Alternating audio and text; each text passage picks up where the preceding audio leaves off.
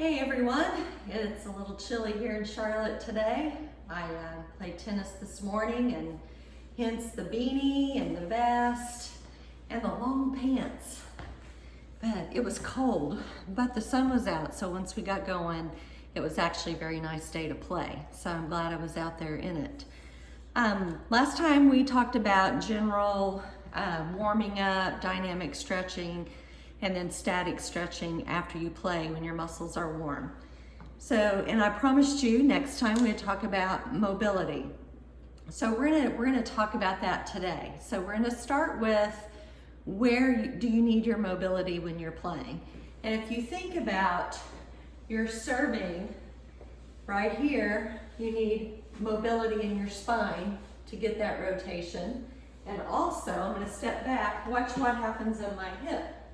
So I'm rotating right there, so I need that mobility in my hip as well. Forehand, same thing. I'm using my whole spine here to rotate, and I'm using my hip to rotate. Same with my backhand.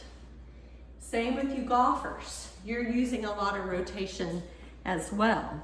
Even if you think about runners, you know, you're still rotating in your spine somewhat, not near to the degree as with golf and tennis, but you're still going to get some rotation in your spine.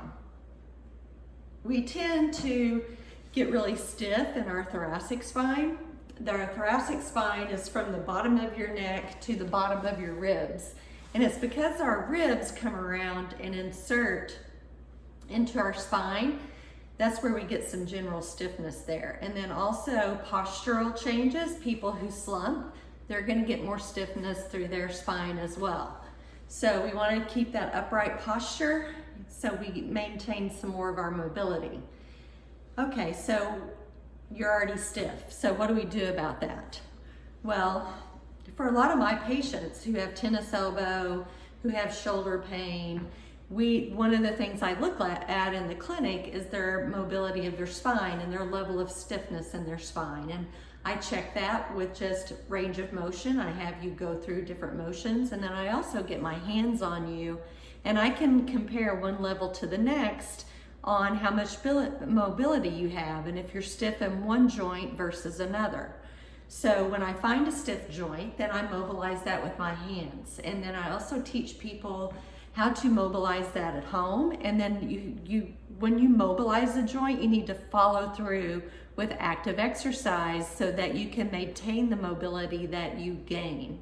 The way our brains are wired, it wants to return things back to the way they were. So if you don't physically tell your brain, okay, I have this new motion and I want to utilize this motion, so keep it for me, with active exercise, then your brain will you'll go back to that pre-mobilization status.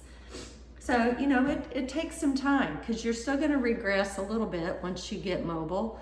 But if you build each exercise on the other, or each day after the previous day, or each physical therapy visit on top of one another, then you're going to get that mobility and you're going to keep it. So I'm going to show you some of the exercises that I teach people in the clinic after I mobilize them. So I'm going to bear with me while I move this down into the floor, and I'm going to grab my foam roller here. So I have a 36-inch long foam roller, and this one is 4 inches around.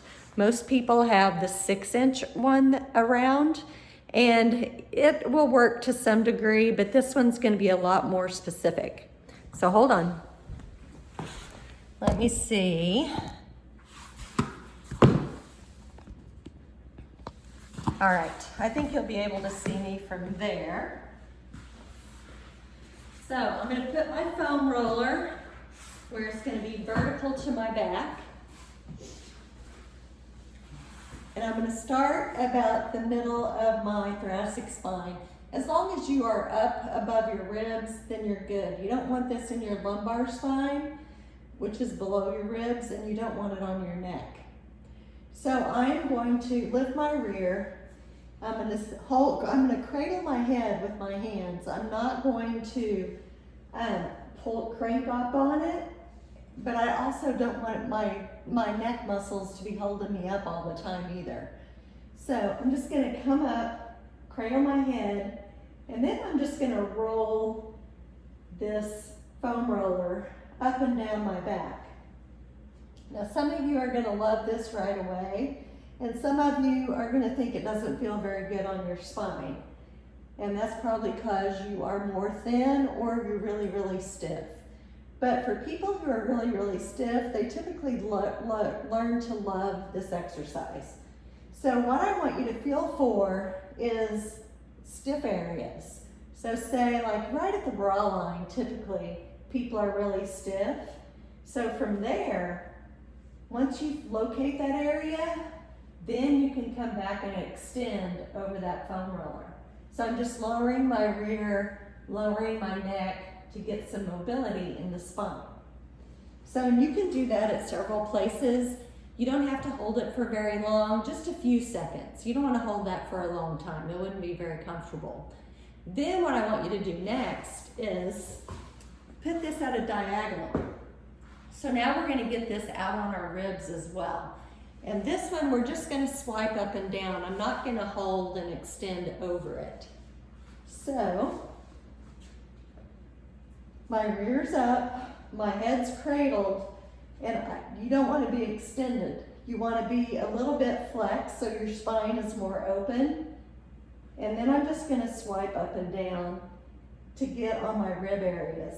And this feels a little awkward and you feel like you're going a little crooked. That's okay, you are, but it's all right. So do that a few times. I like to start at just 5 reps, and then you're gonna angle it the opposite direction and do the same thing. But I like to start this at just 5 reps each because this is like my hands on you, and it might make you sore. And this one I don't do every day. I do this about 3 days a week. And if it was a day, if I'm in physical therapy that day and my spine has been mobilized, then I hold this one for a couple of days. But what I do want you to do on the days you come from therapy and on every day of the week is now we need to do some active motion to utilize that range we just gained. So what you can do, get on your hands and knees, and I kind of sit back on my heels a little bit because I want this mobility to come from my thoracic spine or my mid-back more than I want it to come from my low back. If I'm more here, I'm going to get a lot of my low back. Here, I'm going to lock that down a little bit. I'm going to thread the needle, and then I'm going to come up, put the hand on the back of my head, and try to get some rotation here. So I'll show you that from the other side. Thread the needle, hand on the back of your head, and rotate there. Okay, thread the needle, rotate the opposite way. So there are some good mobility exercises for you. And let me show you something real quick to see. You can do this even before you do these exercises. And so you can see the difference from rotation side to side to see if you need to do this exercise. I actually meant to start with that, and I guess I'm not perfect, right? Okay, can you see me? No. Let me lower this just a little bit. All right, so I want you to get a mirror, and you're gonna be my mirror for me. And what you're gonna do, hands across your shoulders, my feet are completely together, and I'm gonna rotate. In the mirror, I should be able to see my far shoulder, and you can see I'm a little tight this way. Compared to here, I can see this shoulder. So I'm a little tight to the right. So when I'm rotating that way when I'm playing tennis, I'm putting stress on other parts of my body. For me, it tends to go to my forearm, but also can go to your low back, frequently does. Okay, I hope that helps you guys. Please put questions down in the comments, and If you want to see something else next week, let me know, and we'll figure out